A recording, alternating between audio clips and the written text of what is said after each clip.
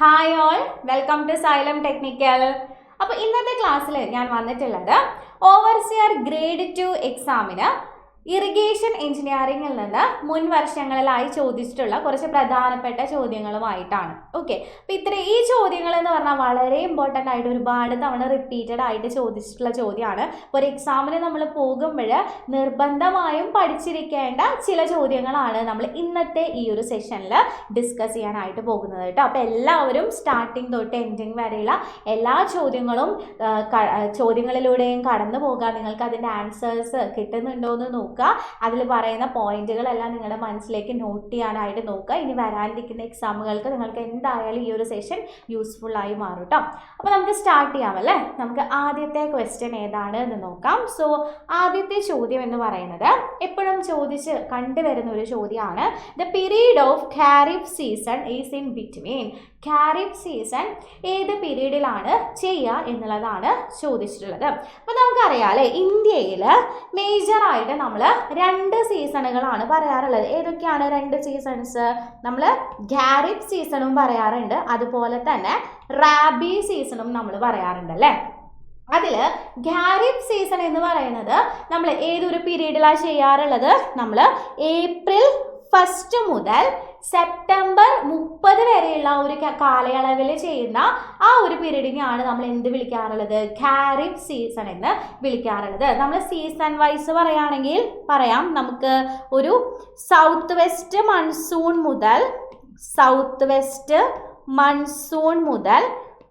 Monsoon മുതൽ ഒരു ഏത് സീസൺ വരെയാണ്? ഓട്ടം സീസൺ വരെ നിലനിൽക്കുന്ന ആ ഒരു പീരീഡ് ആണ് എന്ത്? നമ്മുടെ ഈ ഒരു ഖാരിഫ് സീസൺ എന്ന് പറഞ്ഞു കഴിഞ്ഞാൽ. അപ്പോൾ ഈ ഒരു ഖാരിഫ് സീസൺ, അതായത് ഏപ്രിൽ 1 മുതൽ സെപ്റ്റംബർ 30 വരെയുള്ള ഈ ഒരു കാലഘട്ടത്തിൽ, ഈ ഒരു സീസണിൽ നമ്മൾ കൃഷി ചെയ്യുന്ന ക്രോപ്പുകൾ ഏതാണെന്നും എക്സാമിന് ചോദിച്ചു കാണാറുണ്ട്. ഇമ്പോർട്ടൻ്റ് ആയിട്ട് നമുക്ക് ഓർത്തിരിക്കേണ്ട കുറച്ച് ഖാരിഫ് ക്രോപ്പുകളാണ് റൈസ്, അതുപോലെ തന്നെ ഗ്രൗണ്ട് നട്ട്, ജോവർ. ഇത് ഇമ്പോർട്ടൻ്റ് ആയിട്ടും നമുക്ക് അറിഞ്ഞിരിക്കേണ്ടതാണ്. ഇനി ഇത് കൂടാതെ ഇതിൻ്റെ കൂടെ വരുന്ന കുറച്ച് ആൾക്കാരും കൂടി ഉണ്ട്, നിങ്ങൾ കേട്ടിട്ടുള്ളതായിരിക്കും. Bajra, then maize, tobacco, cotton, അതുപോലെ പൾസസ് ഒക്കെ എന്താണ്? ഇതും ഖാരിഫ് സീസണിൽ നമ്മൾ വിളവെടുക്കുന്ന ക്രോപ്പുകളായിട്ട് പറയാവുന്നതാണ് കേട്ടോ. അപ്പോൾ ഇതാണ് ഖാരിഫ് സീസൺ എന്ന് പറഞ്ഞു കഴിഞ്ഞാൽ. അപ്പോൾ ഞാൻ പറഞ്ഞു 2 സീസണുകളാണ് ഉള്ളത് എന്ന് പറഞ്ഞു. അടുത്ത സീസൺ ആയിട്ട് പറഞ്ഞത് ഏതാണ്? റാബി സീസൺ ആണല്ലേ രണ്ടാമത് പറഞ്ഞത്. അപ്പോൾ നമുക്ക് ഖാരിഫ് സീസൺ ഏപ്രിൽ 1 മുതൽ സെപ്റ്റംബർ 30 വരെയാണ് എന്നുണ്ടെങ്കിൽ അതിൻ്റെ തൊട്ടടുത്ത ദിവസം, അതായത് ഒക്ടോബർ 1 മുതൽ മാർച്ച് 31 വരെയുള്ള കാലഘട്ടത്തിൽ നമ്മൾ ചെയ്യുന്നതാണ് ആ ഒരു പീരീഡിനെയാണ് നമ്മൾ റാബി സീസൺ ആയിട്ട് പറയാറുള്ളത്. സോ നമുക്ക് റാബി സീസൺ എന്ന് പറയുന്നത് എവിടെ തൊട്ട് എവിടെ വരെയാണ്? ഒക്ടോബർ 1 തൊട്ട് മാർച്ച് 31 വരെയുള്ള ആ ഒരു പീരീഡിനെയാണ് നമ്മൾ എന്ത് വിളിക്കാറുള്ളത്? റാബി സീസൺ ആയിട്ട് പറയാറുള്ളത്. ഇനി റാബി സീസണിൽ നമ്മൾ ഉൾപ്പെടുത്തിയിട്ടുള്ള വിളകൾ ഏതൊക്കെയാണ്? നമുക്ക് അറിയാവുന്ന വീറ്റ്, അതുപോലെ തന്നെ ഗ്രാം, ദെൻ ഇത് കൂടാതെ ബാർലി, ദെൻ പൊട്ടറ്റോ, ബാജ്ര. ഇതൊക്കെ എവിടെ വരുന്നതാ? റാബി സീസണിൽ വരുന്ന വിളകളാണ്. ഇനി ഈ ഒരു റാബി സീസണും അതുപോലെ ഖാരിഫ് സീസണും ഇൻ ബിറ്റ്വീൻ ആയിട്ട് നമ്മൾ കൃഷി ചെയ്യുന്ന കുറച്ച് ക്രോപ്സ് ഉണ്ട്. അങ്ങനത്തെ ക്രോപ്പുകളെ നമ്മൾ പൊതുവെ വിളിക്കുന്ന പേരാണ് സെയ്ദ് ക്രോപ്പ് എന്നുള്ളത് കേട്ടോ. സെയ്ദ് ക്രോപ്പ്, ഇപ്പം വാട്ടർമെലൺ അല്ലെങ്കിൽ പംകിൻ ബിറ്റർ ഗോഡ് പോലെയുള്ള കാര്യങ്ങളൊക്കെ. അപ്പോൾ എന്താണ്? റാബി സീസണും ഖാരിഫ് സീസണും ഇൻ ബിറ്റ്വീൻ ആയിട്ട് നമ്മൾ വിളവെടുക്കുന്ന ക്രോപ്സിനെയാണ് സെയ്ദ് ക്രോപ്സ് എന്ന് വിളിക്കാറുള്ളത്. അതൊരു മാർച്ച് ടു ജൂൺ എന്ന് പറയുന്ന കാലഘട്ടത്തിലാണ് നമ്മൾ എന്ത് ചെയ്യാറുള്ളത്? സെയ്ദ് ക്രോപ്സുകൾ ചെയ്യാറുള്ളത് കേട്ടോ. അപ്പോൾ ആദ്യത്തെ ചോദ്യം ഇതായിരുന്നു. അപ്പോൾ ഇവിടെ നമ്മുടെ ആൻസർ എന്താണ് വരിക? Option D, April 1 to 30 September എന്നുള്ളതാണ് നമ്മുടെ ആൻസർ ആയിട്ട് വരുന്നത്. ഓക്കെ, അപ്പോൾ ആദ്യത്തെ ചോദ്യം അതിനോടനുബന്ധിച്ചിട്ടുള്ള കാര്യങ്ങൾ എല്ലാവർക്കും മനസ്സിലായിട്ടുണ്ടാകും. നമുക്ക് രണ്ടാമത്തെ ചോദ്യത്തിലേക്ക് പോവാം കേട്ടോ. രണ്ടാമത്തെ ചോദ്യം ഒരു ഡെഫിനേഷൻ ആണ് തന്നിട്ടുള്ളത്. ഇത് എന്തിൻ്റെ ഡെഫിനേഷൻ ആണ് എന്നുള്ളതാണ് ചോദ്യം. ഓക്കെ, എന്താണ് definition? What is the ratio between the area of crop irrigated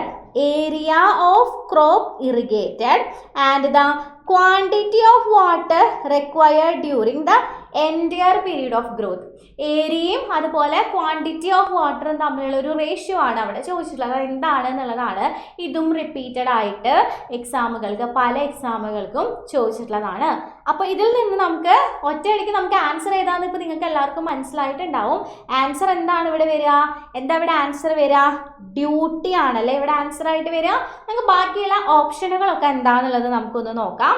first one എന്ന് പറയുന്നത് എന്താ? ആദ്യം തന്നെ നമുക്ക് ബേസ് പീരീഡും ക്രോപ്പ് പീരീഡും എന്താ നോക്കാം.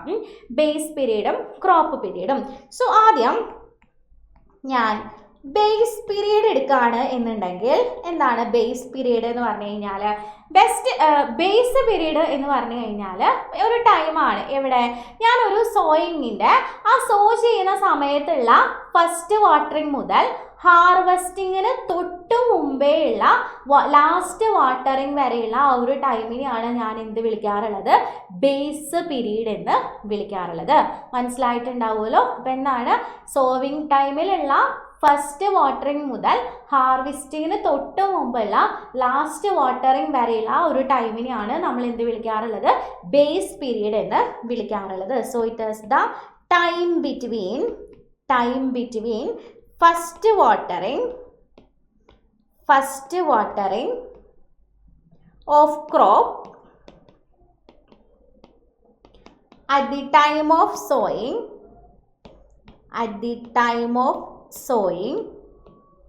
to last watering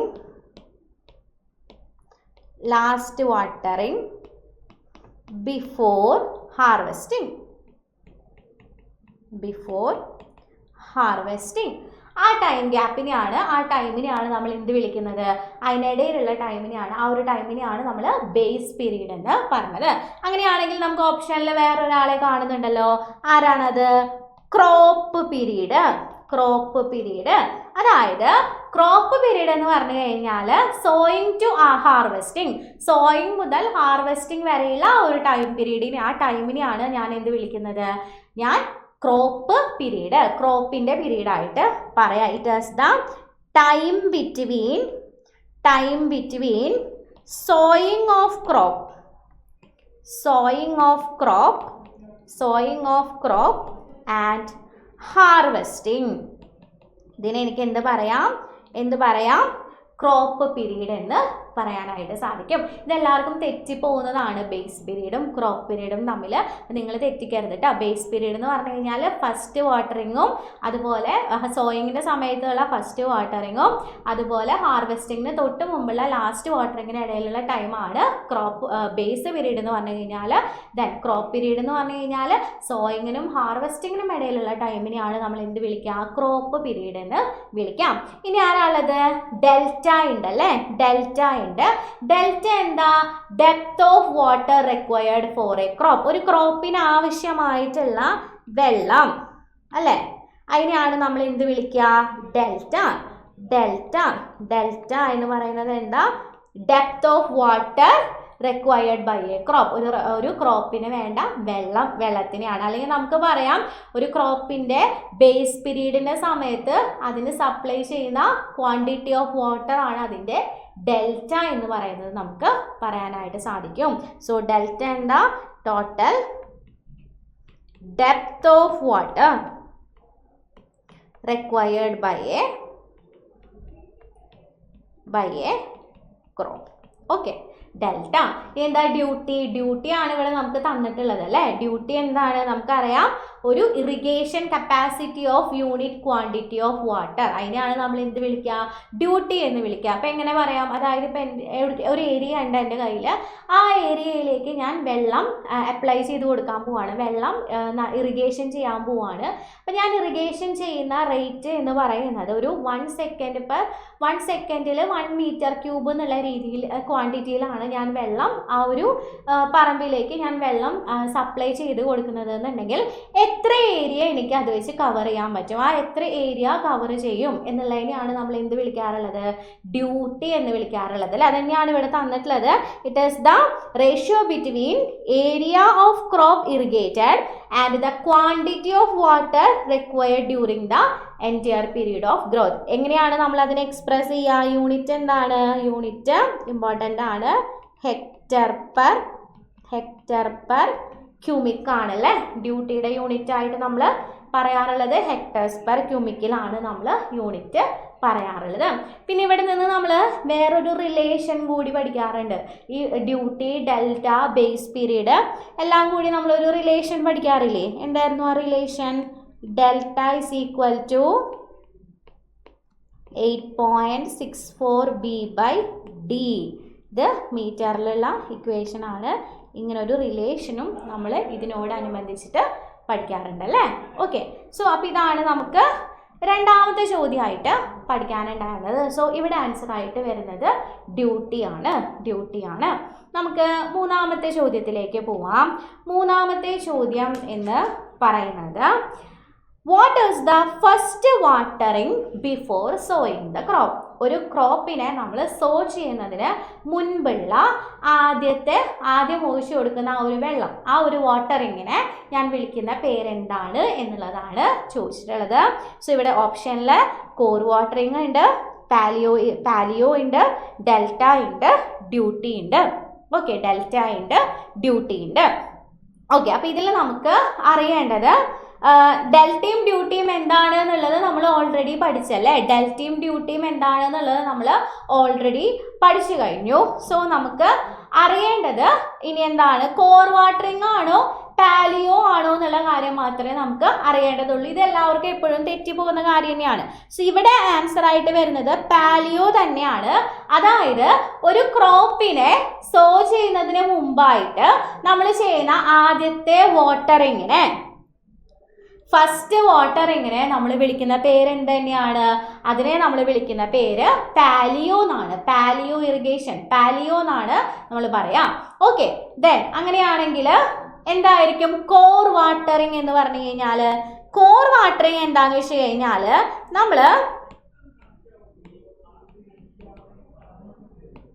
core watering എന്താണെന്ന് വെച്ച് കഴിഞ്ഞാൽ നമ്മൾ എന്ത് ചെയ്യാണ്? ഒരു ക്രോപ്പിനെ നമ്മൾ സോ ചെയ്തു. അത് സോ ചെയ്ത് കഴിഞ്ഞിട്ട് അത് കുറച്ച് സമയം വളരും, കുറച്ച് നാൾ വളർന്ന് ഒരു ഫ്യൂ സെൻറ്റിമീറ്റർ ഹൈറ്റ് ആയതിന് ശേഷം നമ്മൾ അതിനെന്ത് ചെയ്യും? വെള്ളം ഒഴിച്ചു കൊടുക്കാറുണ്ട്. അങ്ങനെ അപ്ലൈ ചെയ്ത് കൊടുക്കുന്ന വാട്ടറിങ്ങിനെയാണ് നമ്മൾ എന്ത് വിളിക്കാറുള്ളത്? കോർ വാട്ടറിങ് എന്ന് വിളിക്കാറുള്ളത് കേട്ടോ. So watering given when crop in few centimeter height, ഒരു ക്രോപ്പ് ഒരു കുറച്ച് സെൻറ്റിമീറ്റർ ഹൈറ്റിൽ വളർന്നു കഴിഞ്ഞതിന് ശേഷം നമ്മൾ അപ്ലൈ ചെയ്ത് കൊടുക്കുന്ന വാട്ടറിങ്ങിനെയാണ് നമ്മൾ എന്ത് വിളിക്കാറുള്ളത്? കോർ വാട്ടറിങ് എന്ന് വിളിക്കാറുള്ളത്. ഓക്കെ, അപ്പോൾ ഇതായിരുന്നു നമ്മുടെ അടുത്തൊരു ചോദ്യം എന്ന് പറയുന്നത്. നമുക്കിനി നാലാമത്തെ ചോദ്യത്തിലേക്ക് പോവാം.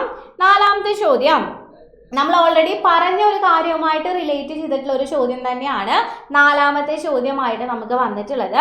What is the time between first watering of crop on sowing to its last watering before harvesting? നമ്മൾ പറഞ്ഞ അതേ കാര്യം തന്നെയാണ്. ഇപ്പം നിങ്ങൾക്ക് എല്ലാവർക്കും ഈ ചോദ്യം കണ്ടപ്പോൾ തന്നെ നിങ്ങൾക്ക് അതിൻ്റെ ആൻസർ കിട്ടിയിട്ടുണ്ടാവും അല്ലേ? എന്താണ് ഇതിൻ്റെ ആൻസർ ആയിട്ട് വരുന്നത്? ബേസ് പീരീഡ് ആണ് ആൻസർ ആയിട്ട് വരിക. ബാക്കിയുള്ള റാബി സീസൺ എന്താണെന്നും കോർ പീരീഡ് എന്താണെന്നും ക്രോപ്പ് പീരീഡ് എന്താണെന്നും നമ്മൾ തൊട്ട് മുമ്പിലുള്ള ചോദ്യങ്ങളിൽ നിന്ന് നമ്മൾ പഠിച്ചു കഴിഞ്ഞതാണ് അല്ലേ? അപ്പം എല്ലാവർക്കും ഇതിൻ്റെ ആൻസർ കിട്ടിയിട്ടുണ്ടാവും, ബേസ് പീരീഡ്. സോ ഇനി നമുക്ക് അടുത്ത ചോദ്യത്തിലേക്ക് കടക്കാം. അതിനു മുമ്പായിട്ട് നമ്മുടെ സൈലം ടെക്നിക്കൽ ഓവർസിയർ സ്റ്റുഡൻസിന് വേണ്ടിയിട്ട് ഓവർസിയർ ലെവൽ എക്സാമുകൾക്ക് വേണ്ടിയിട്ട് കോഴ്സ് ഓഫ്ലൈൻ ആൻഡ് ഓൺലൈൻ കോഴ്സുകൾ ആരംഭിച്ചിട്ടുണ്ട്. അപ്പോൾ എല്ലാവരും നിങ്ങൾ അറിഞ്ഞിട്ടുണ്ടായിരിക്കും, ഇനിയും നിങ്ങൾ എക്സാമുകൾക്ക് പ്രിപ്പയർ ചെയ്യുന്നവരാണ്, വേറെ കോച്ചിങ്ങിനൊന്നും പോകുന്നില്ല, അങ്ങനെയുള്ളവരൊക്കെയാണ്, പഠിക്കാൻ ഒരു കോച്ചിങ് നിർബന്ധമായും വേണം എന്നുള്ളവരാണ് നിങ്ങളെന്നുണ്ടെങ്കിൽ ഉറപ്പായിട്ടും ഇവിടെ കാണുന്ന നമ്പറിൽ നിങ്ങൾ കോൺടാക്റ്റ് ചെയ്യുക. നമുക്ക് ഓവർസിയർ ലെവലിലുള്ള ഓഫ്ലൈൻ ക്ലാസ്സുകളും ഓൺലൈൻ ക്ലാസ്സുകളും ലഭ്യമാണ്. അപ്പോൾ ഓഫ്ലൈൻ ക്ലാസ്സുകൾ എടുക്കുന്നവർക്ക് ഓൺലൈൻ ആക്സസ് കൂടെ ഫ്രീ ആയിട്ട് ലഭിക്കുന്നതാണ് കേട്ടോ. അപ്പോൾ ഓഫ്ലൈൻ ക്ലാസ് മാത്രമല്ല, ഓഫ്ലൈൻ ക്ലാസ് പർച്ചേസ് ചെയ്യുമ്പോൾ നിങ്ങൾക്ക് അതോടൊപ്പം തന്നെ നമ്മളിവിടെ കണ്ടക്ട് ചെയ്യുന്ന ഓൺലൈൻ കോഴ്സിലേക്കും കൂടെ ആക്സസ് ലഭിക്കുന്നതാണ്. അപ്പോൾ നിങ്ങൾ ഇനിയും കോഴ്സുകൾ എടുക്കാതെ പഠിക്കാതിരിക്കുന്നവരാണെങ്കിൽ നിങ്ങൾക്ക് പഠിക്കാനുള്ള നല്ലൊരു അവസരമാണ്. നിങ്ങളെല്ലാവരും നമ്മുടെ കോഴ്സിലേക്ക് ജോയിൻ ചെയ്യുക, നല്ലൊരു പൊസിഷനിലേക്ക് എത്തിക്കാൻ നിങ്ങൾക്ക് ഉറപ്പായിട്ടും ഈ ഒരു കോഴ്സ് യൂസ്ഫുൾ ആവും കേട്ടോ. ഓക്കെ, സോ നമുക്ക് അടുത്ത ചോദ്യത്തിലേക്ക് പോവാം അല്ലേ. അടുത്ത ചോദ്യത്തിലേക്ക് പോവാം. അവസാനത്തെ ചോദ്യമാണ്, ലാസ്റ്റ് ചോദ്യമാണ് ഈ ഒരു സെക്ഷനിലുള്ളത്.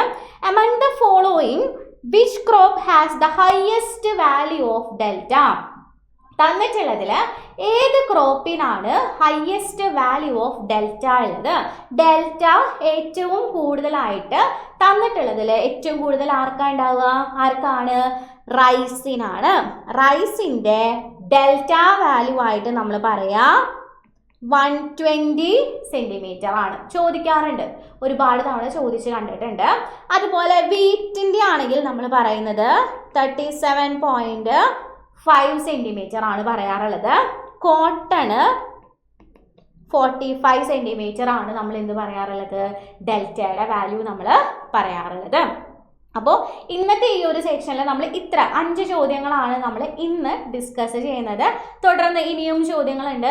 നമുക്ക് തുടർന്നുള്ള ചോദ്യങ്ങളെല്ലാം നമുക്ക് അടുത്തടുത്ത സെഷനുകളിലായിട്ട് നമുക്ക് ഡിസ്കസ് ചെയ്യാം. അപ്പോൾ എല്ലാവർക്കും ഈ ഒരു സെഷൻ യൂസ്ഫുൾ ആയിട്ടുണ്ടാകുമെന്ന് വിചാരിക്കുന്നു. അപ്പോൾ കുറച്ചധികം ചോദ്യങ്ങളായിട്ട് അടുത്തൊരു സെഷനിൽ നമുക്ക് വീണ്ടും കാണാം. അതുവരേക്കും താങ്ക് യു.